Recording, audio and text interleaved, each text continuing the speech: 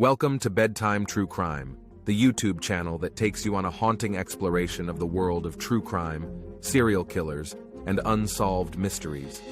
Join us as we journey into the shadows, unearthing spine-tingling tales that will keep you awake at night. Don't forget to subscribe and hit the notification bell to never miss another thrilling episode. Now get comfortable, turn off the lights, and prepare to be captivated by the sinister side of human nature as we delve into today's bone-chilling story. In the mid-1980s, a sinister shadow crept across the sun-soaked shores of Honolulu, Hawaii. An unsuspecting paradise, known for its breathtaking beaches and vibrant culture, was about to be transformed into a living nightmare. A series of chilling murders would leave residents in a state of terror, and authorities scrambling to catch a predator who seemed to vanish into thin air. The year was 1985 when 5 young women met their tragic ends at the hands of this ruthless murderer. Each victim shared haunting similarities.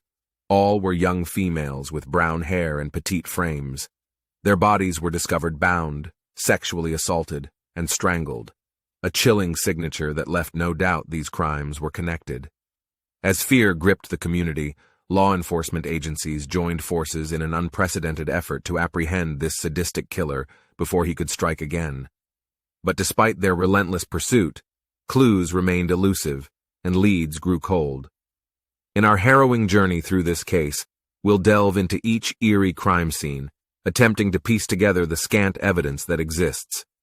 We'll hear from witnesses who crossed paths with potential suspects and explore theories surrounding this enigmatic figure who managed to evade capture.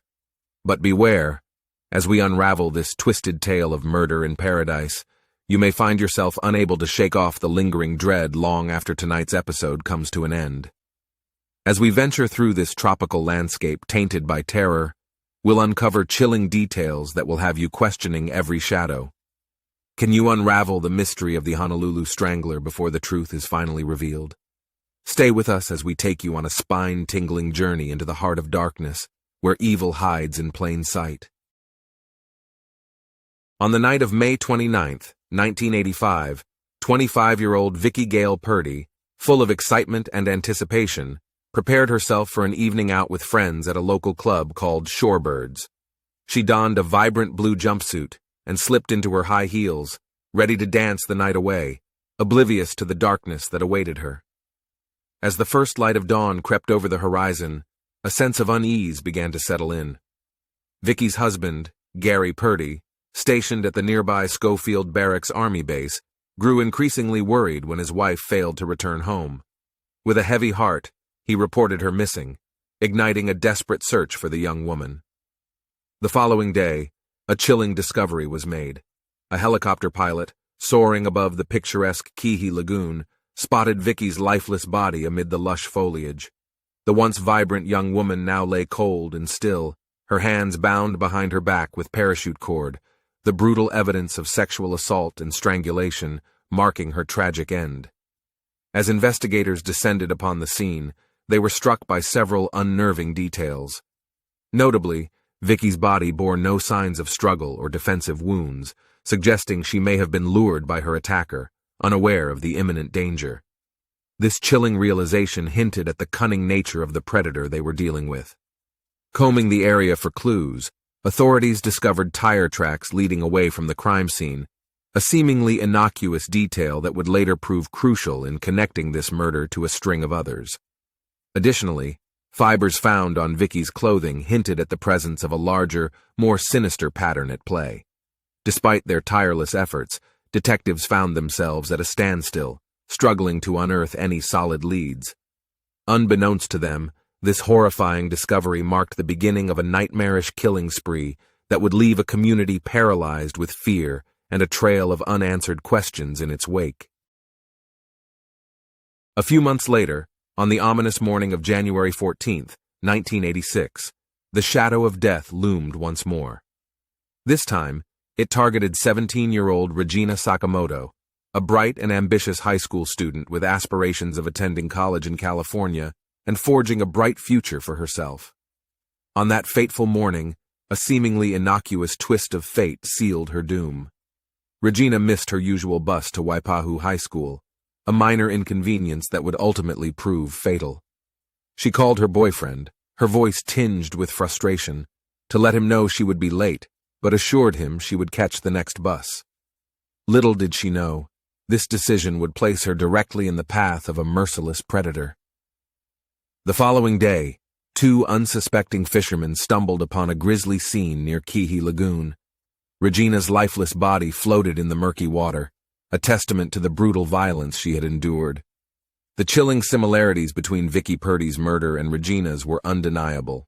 Both victims had been cruelly bound with their hands behind their backs using parachute cord, subjected to unspeakable acts of sexual assault, and ultimately strangled to death. As investigators meticulously combed through the crime scene, they unearthed evidence suggesting that Regina may have been snatched from the very bus stop where she had waited for her ride to school. Witnesses reported seeing a sinister, light-colored van lurking nearby, its presence a harbinger of the evil that would soon befall the unsuspecting teenager. The tire tracks left behind at the scene were hauntingly familiar. They matched those discovered at Vicki Purdy's crime scene, further solidifying the connection between these two brutal murders. However, despite this vital clue linking the cases together, authorities found themselves no closer to unmasking the man responsible for these heinous acts. A palpable fear began to grip Honolulu as residents realized a serial killer stalked their streets, a predator who seemed capable of striking without warning or provocation. As law enforcement agencies ramped up their efforts to apprehend this elusive monster, they remained unaware that more bloodshed lay just around the corner, waiting to strike again.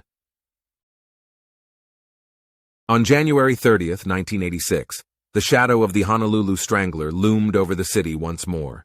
Just 2 weeks after Regina Sakamoto's murder, 21-year-old Denise Hughes, a secretary for a telephone company, vanished without a trace.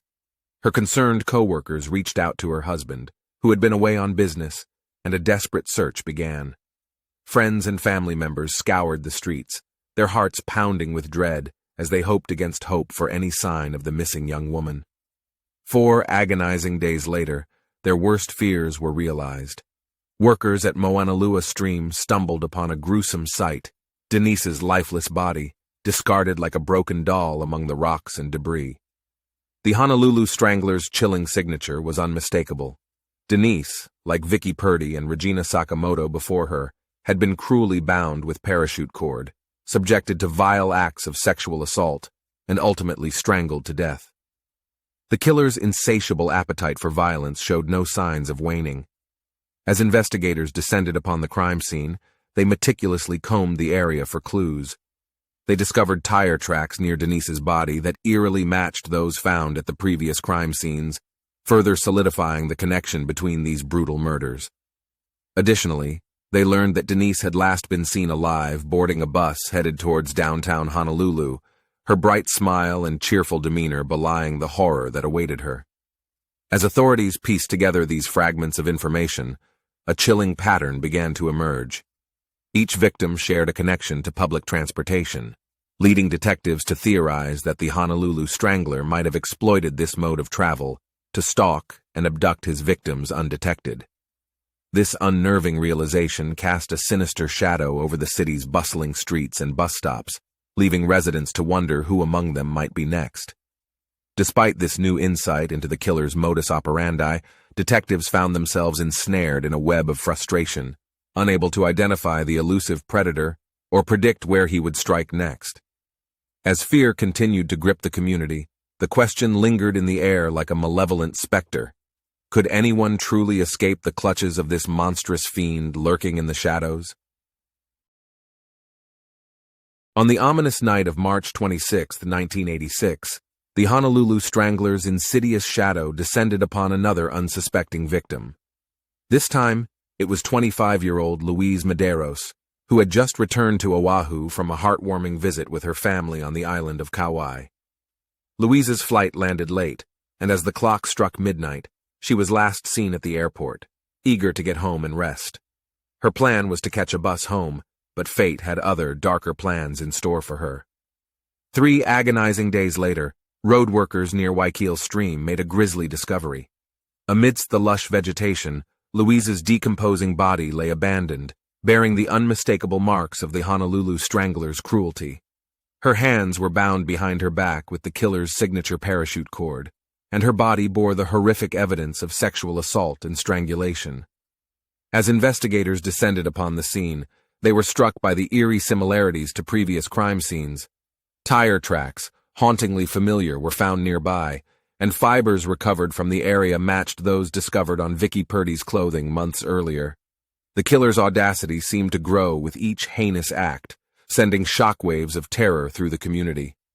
Faced with mounting public fear and desperation, law enforcement agencies united in an unprecedented effort to apprehend this sadistic predator. Task forces were assembled, and hundreds of officers tirelessly combed through potential leads as residents held their breath, praying that the nightmare would soon come to an end.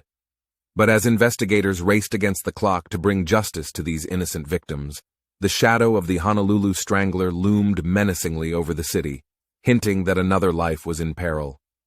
Little did they know, the chilling truth would soon reveal itself. As the investigation into the Honolulu Strangler's heinous crimes continued, authorities grappled with the mounting pressure to apprehend this elusive killer. They began painstakingly examining every piece of evidence collected from each crime scene, hoping for a breakthrough that would lead them to their suspect. The tire tracks found at multiple locations were meticulously analyzed, and it was determined that they belonged to a light-colored van, eerily similar to the one witnesses had reported seeing near Regina Sakamoto's bus stop before her abduction. This crucial detail provided investigators with a potential link between the murders and helped narrow down their search for the perpetrator. Forensic experts delved into the fibers recovered from Vicki Purdy's clothing and those discovered near Louise Medeiros' body. The analysis revealed that these fibers matched, indicating they likely originated from the same source, possibly the vehicle used by the killer during his abductions. The thought of this vehicle, seemingly innocuous yet harboring such dark secrets, sent chills down the spines of investigators. In addition to physical evidence, detectives conducted numerous interviews with witnesses who had encountered suspicious individuals or vehicles around the time of each murder. One such witness was a woman named Sarah Martin, a pseudonym, who came forward after narrowly escaping an attempted abduction herself. Sarah recounted, in chilling detail, how she had been approached by a man driving a light-colored van while waiting for a bus late at night. He offered her a ride, his voice dripping with insincerity. As she hesitated, his demeanor quickly turned aggressive. Fear surging through her veins, she managed to flee unharmed, providing police with valuable information about both the attacker and his vehicle. Despite these promising leads, challenges remained in identifying and locating the Honolulu Strangler. With no solid suspects or definitive connections between victims beyond their shared method of transportation, investigators found themselves entangled in a web of uncertainty, struggling to build a comprehensive profile of this enigmatic murderer. Time was running out as fear gripped Oahu. Residents wondered if anyone could escape this seemingly unstoppable predator lurking among them. The ominous shadow of the Honolulu Strangler loomed large over the island as investigators raced against time to prevent another tragedy. As the grim tally of lives claimed by the Honolulu Strangler grew, the friends and families of the victims found themselves grappling with the immense pain of their sudden, brutal losses. Each woman's life had been snuffed out in an instant, leaving a wake of shattered dreams and heartache that would haunt their loved ones for years to come. Gary Purdy, husband of Vicki Gail Purdy, was consumed by devastation and guilt in the aftermath of his wife's murder. He was tormented by the thought that he hadn't been able to protect her on that fateful night when she went out dancing at Shorebirds, her laughter and joy forever silenced by the killer's merciless hand. Regina Sakamoto's family mourned the bright future that had been so cruelly ripped away from their beloved daughter and sister. Regina had dreams of attending college in California, of building a life full of promise and success. Instead, her life was cut tragically short, leaving only unanswered questions and a void that could never be filled. Denise Hughes' co-workers were left to grapple with the loss of a dedicated employee whose infectious smile had the power to light up any room. Her absence left a palpable void in both their workplace and hearts, a reminder of the senseless violence that had stolen her away from them. The loved ones of Louise Medeiros faced the cruel irony of her death. She had returned home after a heartwarming visit with family, only to fall victim to the ruthless killer mere hours later. They were left to wonder how such senseless violence could extinguish a life so full of love and vitality. These women, each unique and irreplaceable, shared more than just the chilling manner in which they died. They also represented shattered dreams, broken families, and communities torn apart by fear. As authorities raced against time to catch the Honolulu Strangler before he struck again, these victims served as haunting reminders of what was at stake, and the chilling thought that the killer might be hiding in plain sight, waiting for the perfect moment to strike again. The enigma of the Honolulu Strangler's identity lingers to this day, despite the tireless efforts of law enforcement to unmask the perpetrator behind these gruesome crimes. However, during the course of their investigation, one individual emerged as a person of interest: Howard Gay, a 43-year-old man with a history of theft and assault convictions. Gay's occupation at an auto body shop located near where some of the victims' bodies were found, along with his possession of a light-colored van similar to the one described by witnesses, piqued the interest of investigators. As they delved deeper into Gay's background, suspicions grew. His wife provided chilling information that further implicated him in the murders. She claimed that on several occasions, she had discovered women's underwear concealed within their home, items she believed belonged to the victims. This revelation painted a sinister portrait of Gay, raising the question, could he be the ruthless predator responsible for these heinous acts? Despite these damning details, concrete evidence to charge Howard Gay with the murders remained elusive. The fibers found on Vicki Purdy's clothing could not be definitively matched to those from Gay's vehicle or residence, and the DNA testing technology available at the time proved inconclusive. The shadow of doubt cast upon Gay's guilt only served to heighten the suspense surrounding the case.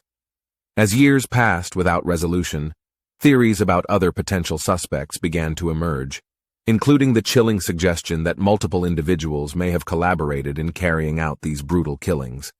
Some even speculated that members of organized crime groups operating within Hawaii might have played a role in perpetrating or covering up these horrific acts. The true identity and motivations of the Honolulu Strangler remain obscured in darkness. One thing is clear: whoever committed these atrocities displayed both cunning and ruthlessness, traits often associated with psychopathic behavior. This chilling thought serves as a stark reminder that sometimes evil can lurk just beneath the surface, waiting for the perfect moment to strike. Despite the unrelenting determination of law enforcement and an extraordinary collaboration between agencies, the Honolulu Strangler continued to elude capture. The case remains etched in the annals of Hawaii's most notorious unsolved mysteries. In 1986, authorities launched a massive manhunt to apprehend this sadistic killer. Roadblocks were established across Oahu, and police stopped and searched hundreds of light-colored vans, hoping to corner their elusive prey. Thousands of tips flooded in from anxious citizens, each lead pursued by investigators with unwavering resolve. The task force assigned to catch the Honolulu Strangler sought the expertise of FBI profilers, who offered invaluable insights into the potential mindset and background of this enigmatic predator. They surmised that he might be someone intimately familiar with the island's terrain, and speculated that his use of parachute cord to bind his victims indicated a connection to military installations. Yet despite these extensive efforts, no arrests were ever made in connection with the 5 murders attributed to the Honolulu Strangler. As time marched on, leads grew cold, memories faded, and witnesses either passed away or moved on, leaving a chilling void in the pursuit of justice. Now, over 3 decades later, haunting questions still linger about those terrifying months when a ruthless killer stalked the streets of paradise. Who was responsible for these brutal crimes? What drove them to suddenly cease their murderous rampage after claiming 5 innocent lives?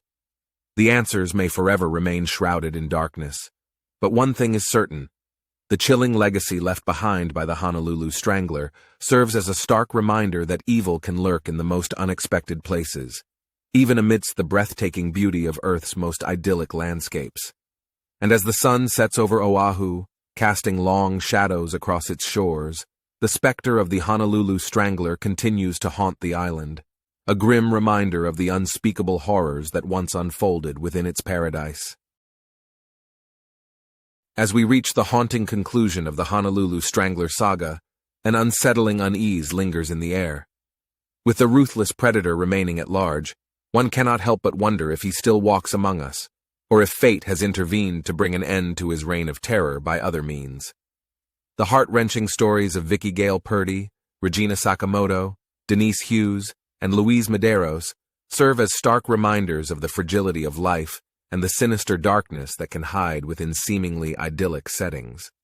Their lives were cut short in the most brutal fashion, leaving behind shattered dreams and heartbroken loved ones who continue their relentless pursuit for answers and justice. As we remember these victims and honor their memories, let us also extract a vital lesson from this harrowing case. Always remain vigilant of your surroundings and trust your instincts when something feels amiss. By staying alert, we can help protect ourselves and others from those who seek to inflict harm. In the shadow of this chilling tale, the specter of the Honolulu Strangler continues to haunt the island, a grim reminder of the unspeakable horrors that once unfolded within its paradise. As the sun sets over Oahu, casting long shadows across its shores, we are left to ponder the fate of the elusive killer and the lingering questions that surround this case. Will the truth ever come to light, or will it remain forever shrouded in darkness, leaving us to speculate and wonder? That is all for tonight, fellow night owls. We appreciate your feedback and encourage you to share your thoughts on this case, as well as any notorious killers or sinister stories you would like us to explore. Remember to like this video, subscribe to our channel, and hit the notification bell to stay up to date with all our stories and support our continued journey into the realm of true crime. Until next time, stay vigilant and keep the darkness at bay.